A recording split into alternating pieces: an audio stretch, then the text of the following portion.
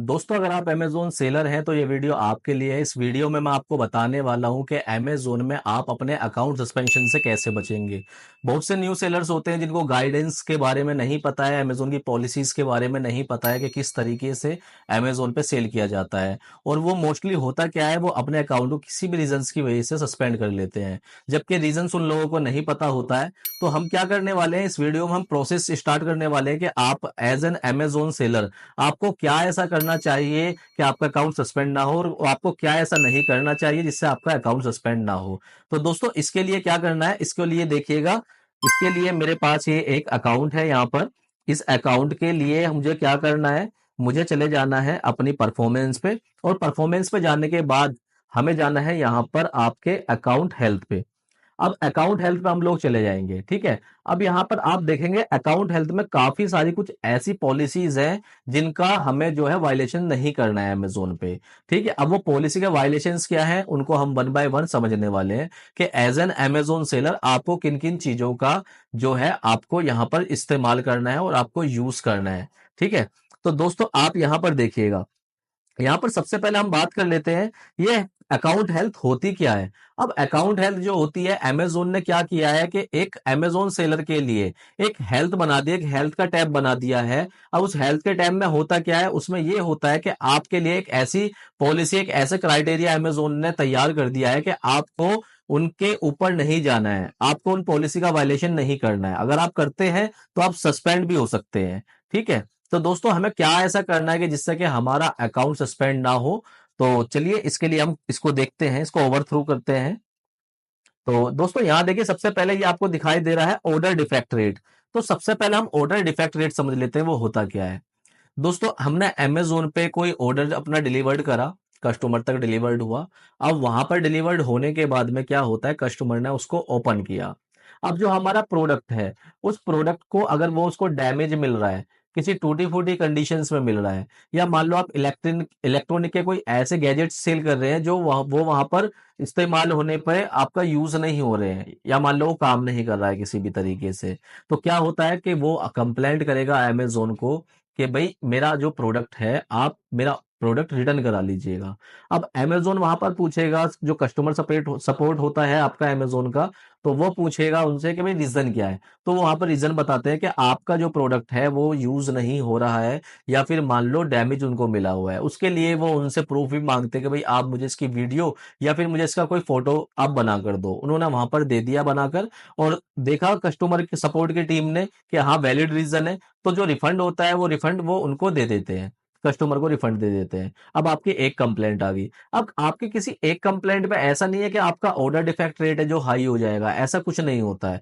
जब multiples complaints आपकी आती रहती है, एक के बाद दो, दो के बाद दो, फिर आपके 4 5 10 कंप्लेंट्स आ जाती है, तो तब जाकर आपका जो ये ऑर्डर डिफेक्ट रेट है ये इंक्रीज होता है।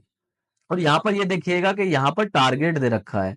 टारगेट का मतलब ये है कि यहाँ पर 60 डेज देखो आपको अमेजोन ने दे रखा है कि 60 दिनों के अंदर अंदर 1% से नीचे आपका जो है ऑर्डर डिफेक्ट रेट रहना चाहिए, यानी कि किसी एक ऑर्डर को वो अलाउ कर देगा, लेकिन जरूरत से ज्यादा नहीं होने चाहिए। जैसे कि आपने यहाँ पर देखा होगा।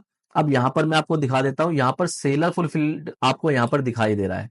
अब सेलर ने जो भी ऑर्डर अपने फुलफिल किए हैं, ठीक है, जो आपके 60 दिन में करें, 60 दिन में यहाँ पर देखेंगे आप 142 ऑर्डर यहाँ पर शिप किए हैं एक सेलर ने। ठीक है, और वहां पर जो ऑर्डर डिफेक्ट रेट आया है वो 1 पर आया है।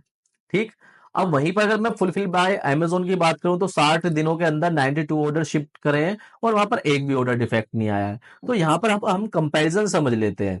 यहाँ पर कंपैरिजन क्या है कि अगर मान लो एक ऑर्डर पर डिफेक्ट रेट आया और सेलर ने खुद फुलफिल किया है, तो इसका मतलब ये है कि आप अच्छी तरीके से अपने ऑर्डर को पैक नहीं कर रहे, जिसकी वजह से वो डैमेज हो रहा है, या उसकी प्रोडक्ट की एक्सपायरी डेट जो है वो आपने वहां पर ध्यान नहीं दी है।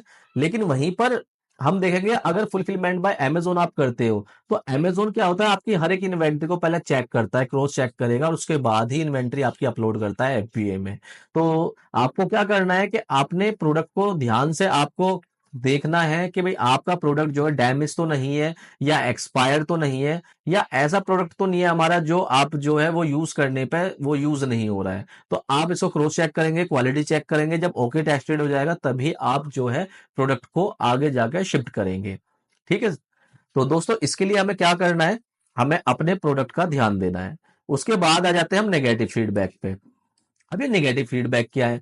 अब नेगेटिव फीडबैक ये है हमारे कि जो हमारे जो बायर्स होते हैं, जब हमारे प्रोडक्ट से वो सेटिस्फाइड नहीं होते, चाहे वो शिपिंग होती है, चाहे वो पैकेजिंग होती है, चाहे वो आपका प्रोडक्ट डिफेक्टेड होता है, या फिर आप रॉन्ग प्रोडक्ट बेच रहे हैं, तो वो आपके जो है नेगेटिव रिव्यूज आपको देंगे। अब जब नेगेटिव रिव्यूज देंगे तो वो नेगेटिव रिव्यूज आपको यहां पर शो हो जाएंगे। ठीक है दोस्तों। अब उसके बाद में हम बात करते हैं ए टू जेड क्लेम की। अब ए टू जेड ये गारंटी क्लेम क्या होता है? ए टू जेड गारंटी क्लेम आपके केस में नहीं होता, ये सेल्फ शिप में होता है। अगर कोई सेलर है और वो अपना प्रोडक्ट जो है वो सेल्फ शिप कर रहा है, खुद ही थर्ड पार्टी कोरियर सर्विसेज से कर रहा है, लाइक आपका फेडेक्स, डीटीडीसी हो गया, इकोम एक्सप्रेस हो गया, एक्सप्रेस बीस हो गया, बहुत सारी आपकी शिपिंग कंपनी है। तो अगर कोई भी सेलर इन कंपनी के थ्रू सेल्फ शिप ऑर्डर कर रहा है, जैसे 18 किलो से ऊपर का अमेजोन कोई प्रोडक्ट इजी शिप में नहीं देता है या एफबीए में नहीं लेगा, तो वो प्रोडक्ट आपको खुद से शिप करना पड़ता है। जैसे फर्नीचर कैटेगरी में ले लीजिएगा। तो अब जब आपने शिप किया, आपका प्रोडक्ट लेट शिप हो रहा है, लेट डिलीवर्ड हो रहा है, या फिर वहां पर कस्टमर उससे सेटिस्फाइड नहीं है, तो वो रिटर्न्स नहीं कर सकता है। तो इस केस में क्या रहता है कि भाई अमेजोन को सपोर्ट को जो है आपका कस्टमर जो है कॉल करेगा और बताएगा मैं सेटिस्फाइड नहीं हूं, या प्रोडक्ट डैमेज है, या अनयूजेबल कंडीशन में है। वो इमेजेस लेंगे और उसके बाद में आपको एज एन सेलर आपको एक वो नोटिफिकेशन भेजेंगे कि भाई रिटर्न जो है आप उनका एक्सेप्ट कर लीजिएगा। अगर आपने रिटर्न एक्सेप्ट नहीं किया, तो अमेजोन क्या काम करता है, 3 दिन के अंदर अंदर जो है आप पे ए टू जेड गारंटी क्लेम लगा देता है। अब इस केस में प्रोडक्ट भी कस्टमर का हो जाता है और आपकी जेब से पैसा भी चला जाता है।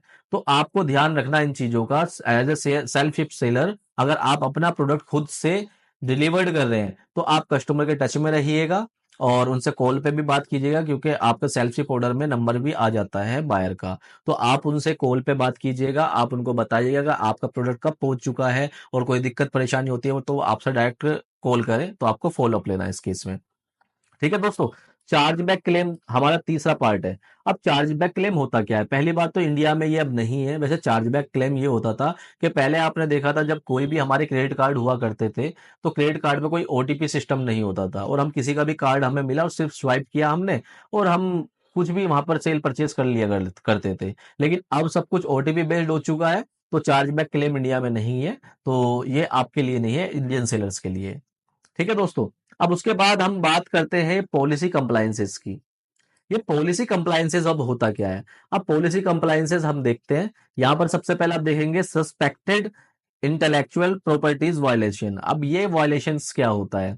ये वायलेशन ये होता है जैसे कि आपने यहाँ पर प्रॉपर्टी देखा। प्रॉपर्टी का मतलब ये होता है आपने किसी दूसरे सेलर, अपने किसी कॉम्पिटिटर की डिस्क्रिप्शन आपने कॉपी कर ली, टाइटल आपने कॉपी कर लिया, वहां पर उसके ब्रांड का नाम है, तो इट मींस वो उसकी प्रॉपर्टी हो गई और वो आप पे जो है चार्जबैक क्लेम लगा सकता है यहाँ पर। ठीक है। या फिर उनकी इमेज हुई, बहुत से सेलर क्या करते हैं जल्दी जल्दी अपने मतलब सेलर्स को जर्नी को स्टार्ट करने के लिए, पॉलिसी का पता नहीं होता तो अपने किसी कॉम्पिटिटर की लाइफस्टाइल इमेज कॉपी कर लेते हैं और अपनी लिस्टिंग्स पे लगा लेते हैं। तो इस केस में भी आपके ऊपर वॉयलेशन आ सकता है। तो आपको ये केस समझ में आ चुका होगा, तो आपको कुछ भी ऐसा नहीं करना है। जो भी कुछ करेंगे, इमेजेस करें, डिस्क्रिप्शंस बनाए, टाइटल बनाए, सब कुछ आपको अपना ही बनाना है, किसी दूसरे का नहीं बनाना है। उसके बाद आता है रिसीव्ड इंटेलेक्चुअल प्रॉपर्टीज कंप्लेंट्स।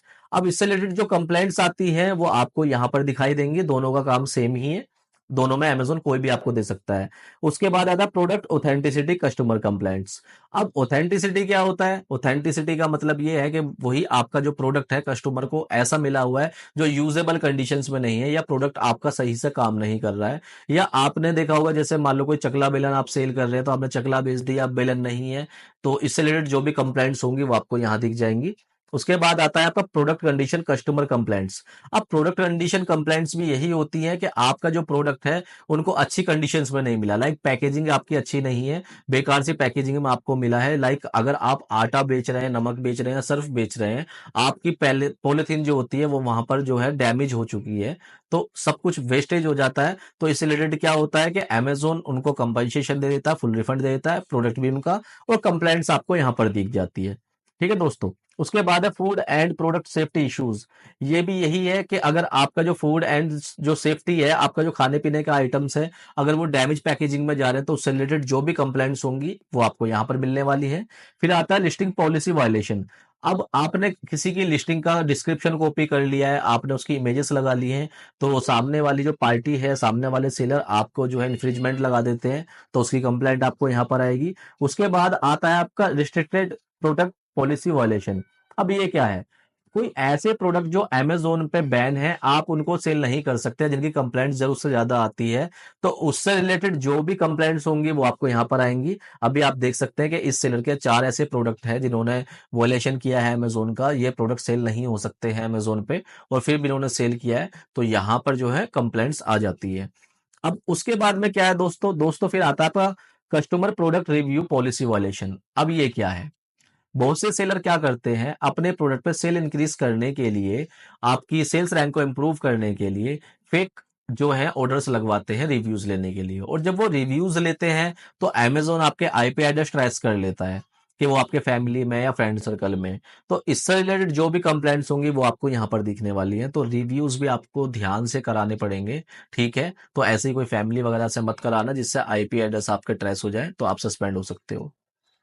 उसके बाद अदर पॉलिसी वायलेशन, कोई और किसी भी तरह की पॉलिसी वायलेशन होती है, वो आपको यहाँ पर दिख जाएगी। फिर आपका आता है रेगुलेटरी कंप्लायंसेस। ये रेगुलेटरी वो है कि कोई किसी तरीके की, मान लो अमेज़न की पॉलिसी हुई है, इंडियन गवर्नमेंट की पॉलिसी हुई है, अगर हम उनका वायलेशन कर रहे हैं, तो उससे रिलेटेड आपकी जो है वो कंप्लेंट्स आपको यहाँ दिखने वाली है।